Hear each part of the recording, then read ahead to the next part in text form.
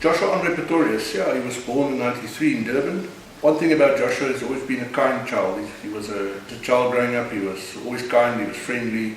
I've never seen Josh get cross in his entire life. And we got to know Freddie Rafferty Horn, great South African champ, wonderful man, had a little boxing gym here in Richards Bay, and we got involved, and Josh started training there, and Freddie organised 2 amateur fights for Josh in the Sikhoweni, where Josh won the 2 amateur fights, and then I think Josh thought he was quite strong and fit.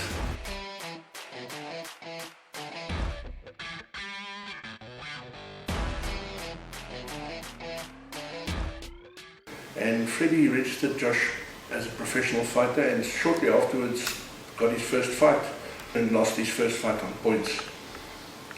7 fights after that, in a short period of time after the death of Freddie, we took Josh to the number 2 position as a contender in the SA heavyweight division in South Africa.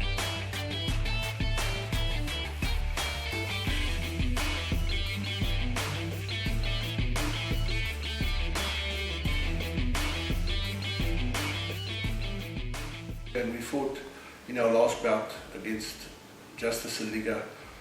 Josh was not in his normal self. He didn't fight the way he normally fights. It wasn't an explosive fight. He didn't throw many shots.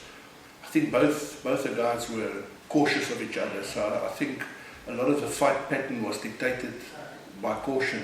Josh was a very explosive fighter. We saw that against his fight with Flo Simba, former IBO youth heavyweight world champion. So we were disappointed in the work rate, especially Josh. As a result, we lost on a somewhat strange points decision, but be it as it may, it has affected us. We have hopes in place for a rematch. We have asked. There are some other fighters in the pipeline that we're looking to challenge and fight. Our goal from the beginning was to be SA champ, and we've got to get Josh to be aggressive.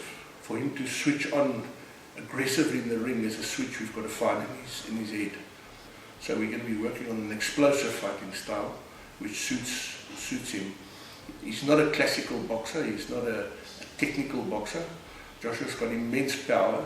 Fitness, we were quite happy with his fitness at the Saliga fight, but Joshua did 8 rounds with no effort and said afterwards he could have gone another 2. But we do need to work on getting him to apply what he's learned in the gym and at training. We're going to see a very different Joshua and a very ready Joshua in the next fight. One thing we're willing to put our money on is that he will be the SA champ.